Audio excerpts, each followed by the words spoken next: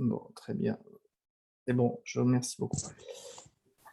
Euh, Également quelques mots donc, concernant l'association WIMO sur la partie Occitanie, puisqu'on est dans cette partie géographique. Aujourd'hui, WIMO est réparti sur 6 départements d'action, l'Ariège, l'Aude, le Gers, les Hautes-Garonne, les Hautes-Pyrénées et les Pyrénées-Orientales. Nous sommes 25 salariés. Nous avons accompagné en 2022 2700 personnes.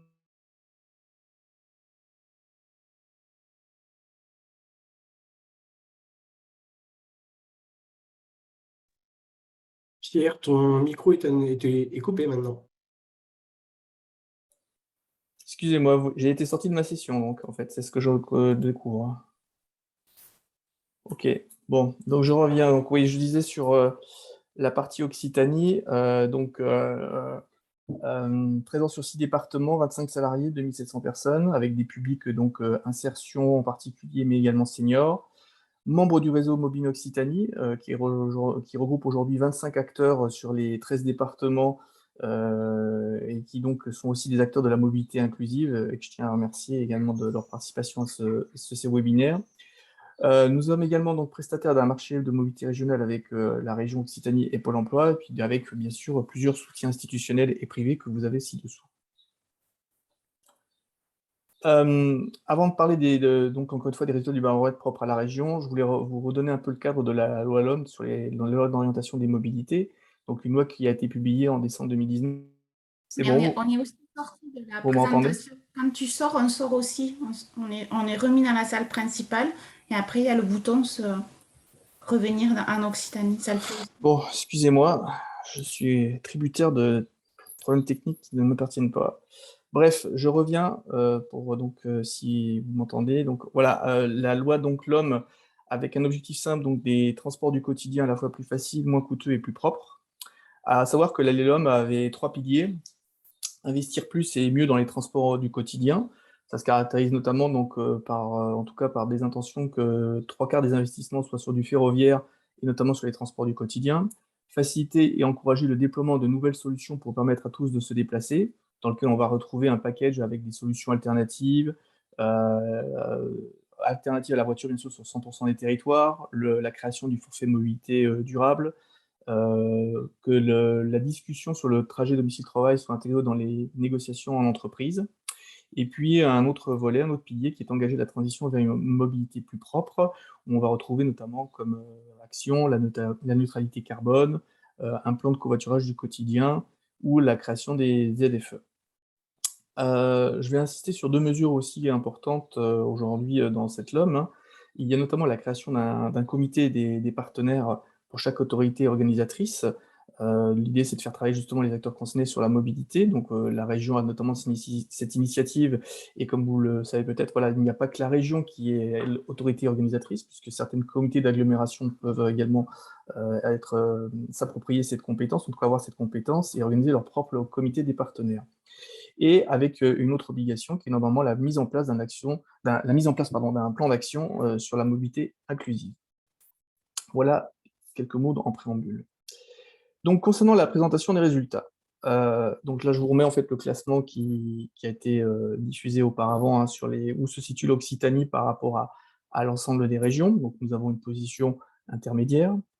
Aujourd'hui, si on regarde en tout cas la partie est-ce que j'ai le choix de mes modes de transport, si vous regardez la comparaison entre la France et l'Occitanie, donc la France au national répond à oui à 54%, l'Occitanie, encore une fois, dans cette position intermédiaire, où en gros c'est 50-50. Il y a 50% des gens qui disent avoir le choix et d'autres qui disent que ce n'est pas le cas, avec des disparités bien entendu selon le fait qu'on soit sur une zone urbaine ou sur une zone un peu plus reculée.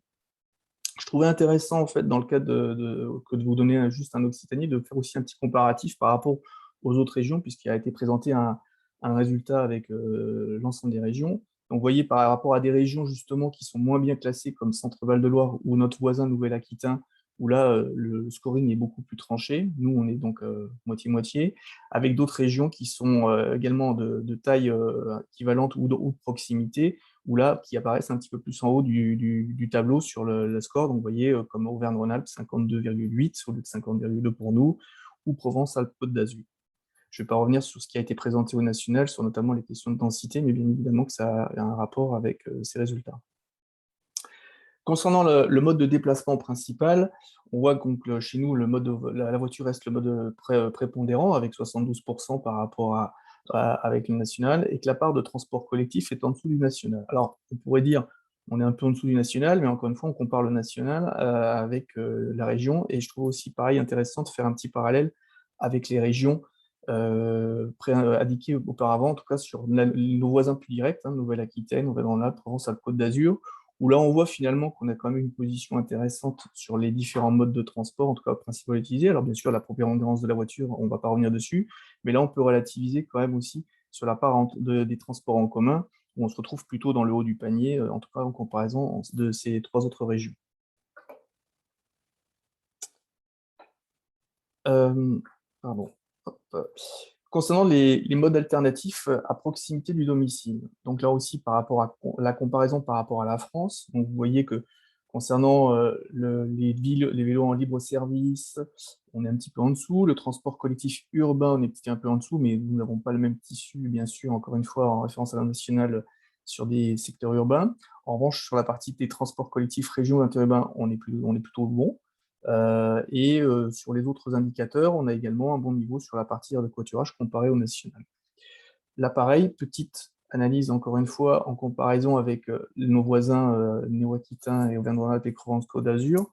Donc, je rappelle, Nouvelle-Aquitaine se situe un peu en dessous du classement, Auvergne-Rhône-Alpes et Provence-Côte d'Azur au-dessus.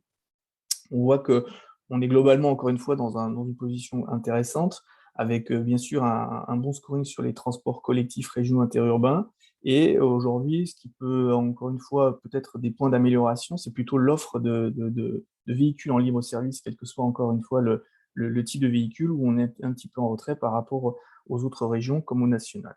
Et sur les aires de covoiturage, également, peut-être encore un petit peu quelques points à rattraper. Je passe maintenant à l'analyse de la précarité mobilité. Donc là, vous avez sur ce tableau en fait un axe, un tableau qui récapitule en fait le positionnement de la région Occitanie par rapport à 8 critères, hein, le niveau d'accès aux différents services de mobilité, la part de population n'ayant pas la seule voiture comme mode principal, la part de la population ayant la possibilité de choisir entre différents modes, le niveau de multimodalité, la part des personnes n'ayant pas de dépenses individuelles mensuelles de carburant de 150 € et plus, la part de personnes n'ayant pas été concernées par au moins un renoncement à un déplacement lors des 5 dernières années, la part des personnes ayant changé de pratique depuis la crise sanitaire, et la part de la population n'étant pas à risque sur la typologie d'exposition au risque de mobilité. Si on reprend encore notre niveau, notre classement global par rapport aux autres régions, donc qui est représenté par vous voyez, une petite couleur rose en son centre, et je précise que c'est hors Île-de-France, on est au-dessus en tout cas de ces indicateurs, sauf sur une part qui est sur la part de renoncement, j'y reviendrai un petit peu plus tard, où là encore une fois, notre région est plus impactée.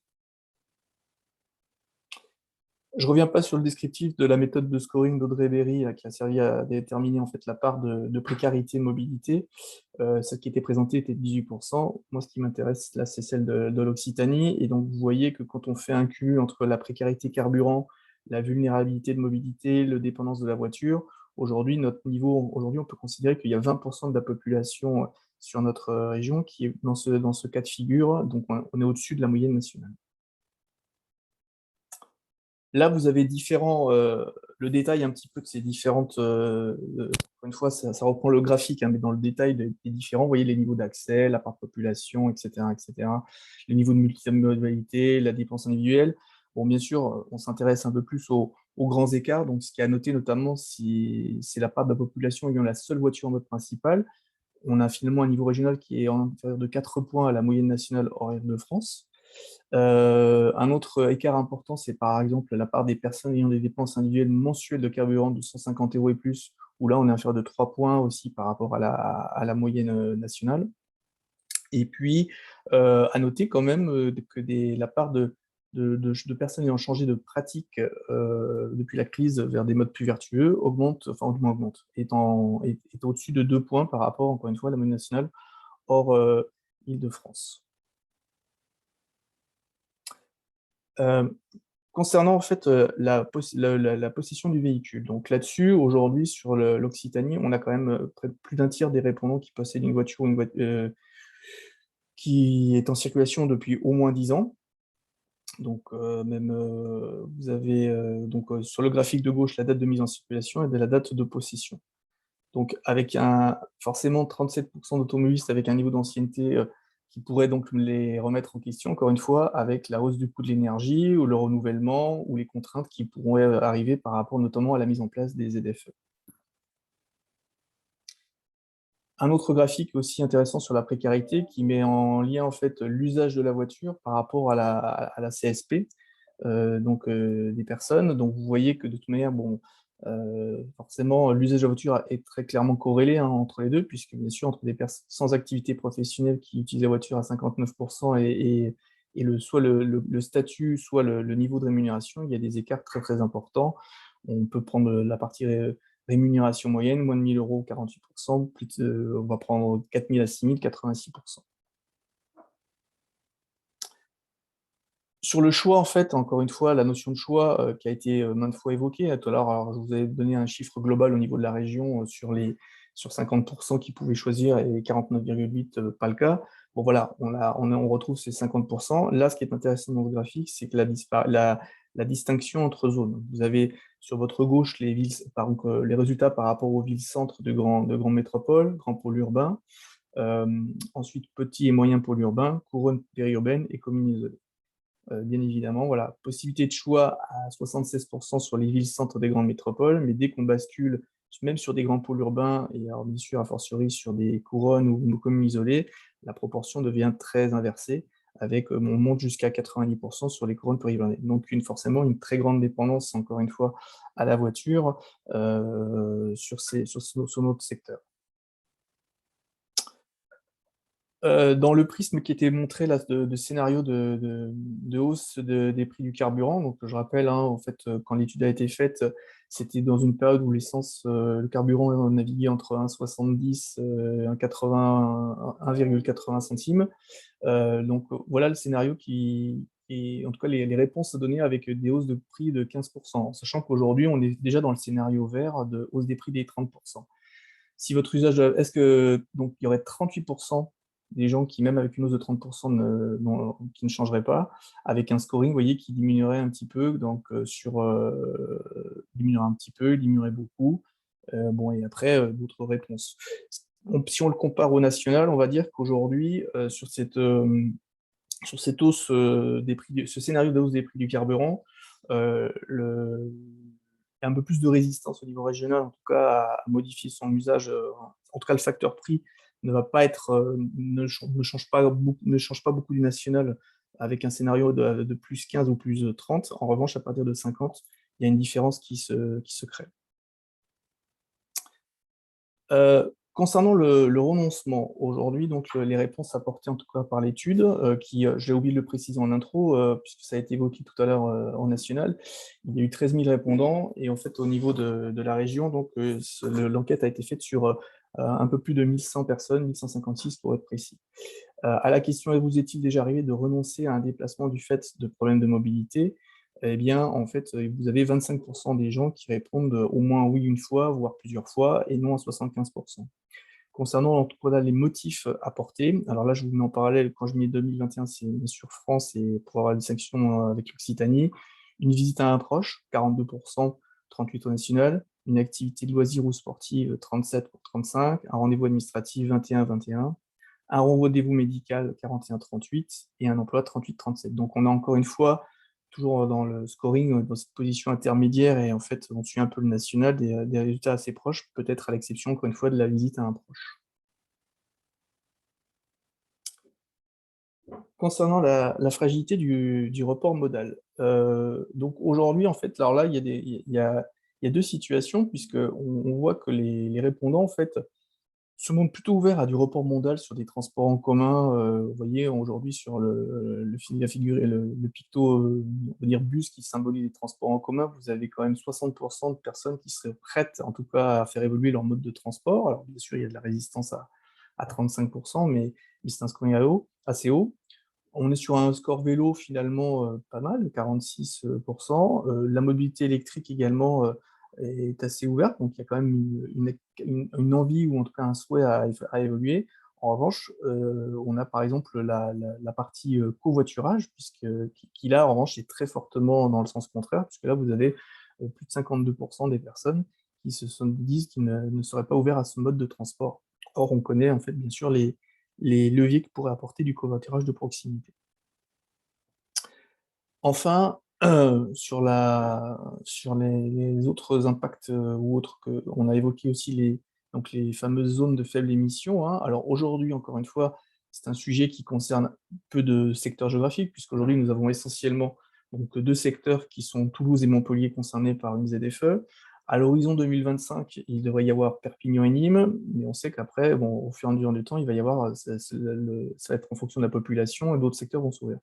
En tout cas, ce qu'on peut déterminer sur ces ZFE, c'est que 70% des répondants ne savent pas ce que c'est une ZFE, que pour 3 automobilistes sur 5, la mise en place signifierait un changement de mobilité ou de voiture. Et vous avez donc en bas à droite les rappels France, mais vous voyez, vous ne renoncerez à ce déplacement à hauteur d'un sur 5. Vous vous déplacerez avec une autre solution, 22%, et vous devrez changer de voiture à hauteur de 17%. Par rapport au national, on est encore une fois sur des réponses, en tout cas un niveau de réponse assez proche. Pour la partie Occitanie, et pour respecter aussi le timing, donc voilà les grandes conclusions que traite ce baromètre, c'est que la région Occitanie se situe dans la moyenne nationale par rapport à la mobilité inclusive. Elle se caractérise par une offre variée en termes d'ordre de transport avec une politique volontariste de la région. C'est notamment, ça se retrouve au niveau des scorings qu'il y a sur l'offre de transport régional, interrégional. Toutefois, la part de la voiture personnelle reste encore très élevée, à hauteur de 72%, et là on ne se distingue pas d'autres régions proches. Et le recours au transport en commun ou aux alternatives reste en dessous de la moyenne nationale, mais notamment sur les TC, avec une différence de 4 points. Comme je disais en introduction, 49,8% des personnes déclarent ne pas pouvoir choisir leur mode de transport, donc on est quand même sur une personne sur deux.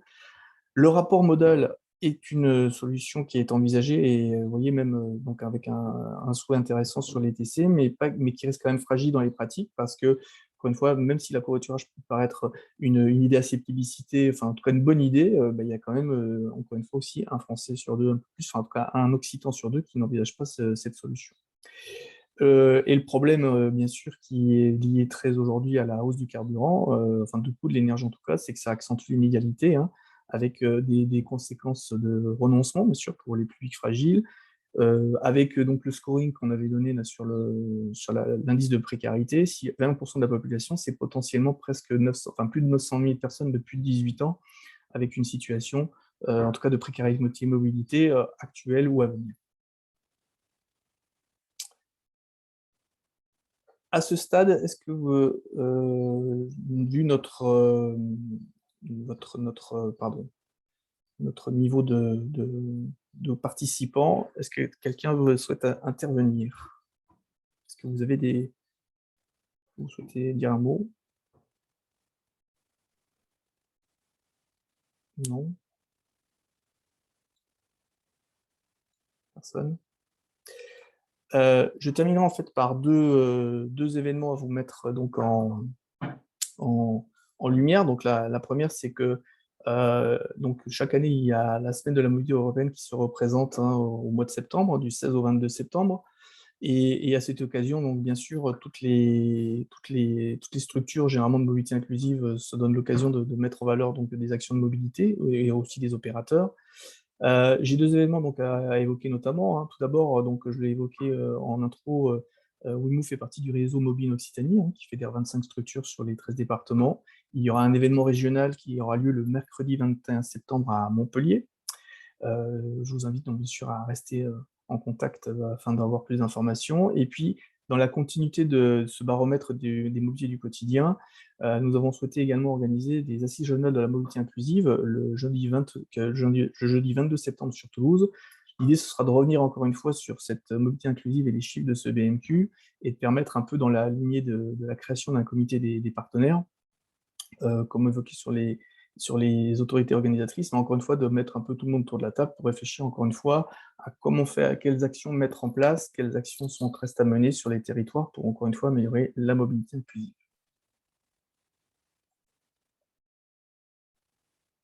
J'en ai terminé avec ma présentation. j'ai vu peut-être 2 questions. Voyons. Je ne vois pas d'autres questions. Messieurs, mesdames, est-ce que vous avez des questions particulières? Je transfère le lien pour télécharger les résultats. Bien évidemment, je reste, moi et bien sûr, mon équipe, à votre disposition. Je vous remets en dernière page, voilà, mon contact, donc mail et adresse, enfin mail et téléphone, pardon, si vous souhaitez me contacter. De toute manière, donc tous les participants qui sont connectés aujourd'hui ont normalement laissé leur mail, donc ils recevront également aussi les liens sur les présentations du national comme du régional qui ont été évoquées. Je revérifie encore. Non, c'est bon, merci. Bah écoutez, merci à vous encore une fois d'avoir participé à cette présentation. Je ne peux que à nouveau m'excuser pour les problèmes techniques divers qui sont malheureusement qui sont venus un peu perturber ce moment que nous attendions avec impatience. Pour votre information, donc tant les rencontres de Mobine sur Montpellier que les assises régionales se feront en présentiel, donc au moins nous serons dans un contexte, enfin en tout cas dans un environnement un petit peu différent, moins contraint et moins tributaire des problèmes de micro, de connexion et autres qui sont toujours difficiles, et ce sera l'occasion, je l'espère en tout cas, de faire plus ample connaissance. Je vous remercie beaucoup à tous et je vous souhaite une très bonne journée. Merci encore. Bonne journée, Merci, au revoir. Au revoir. Merci.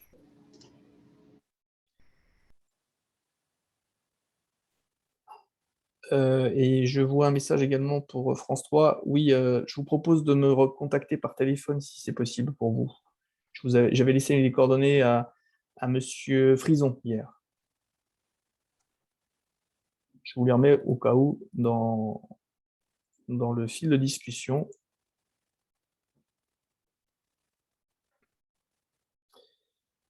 Et voilà. Merci à vous. Bonne journée. Au revoir. Monsieur Garcia, vous m'entendez? Oui. Oui, bonjour, Nathalie Fournis, France 3. Voilà, je cherche à vous joindre, effectivement. On se rappelle au téléphone. Oui, ce que je vous propose, c'est qu'on se rappelle dans la foulée, si vous le souhaitez. Hein? D'accord, quand êtes-vous disponible? Je peux vous appeler tout de suite, là, une fois que écoutez, conférence est je me terminée, déconnecte. Je pense, oui, que ça doit être faisable. Je veux juste m'assurer, mais normalement... est-ce que vous avez un numéro de téléphone? Sinon, je vous rappelle dans la foulée de mon côté. Alors, j'ai votre numéro, je vous appelle. OK. Et voilà, on fait le point. Très bien. Je vous remercie beaucoup. À tout à l'heure. Merci. Merci beaucoup.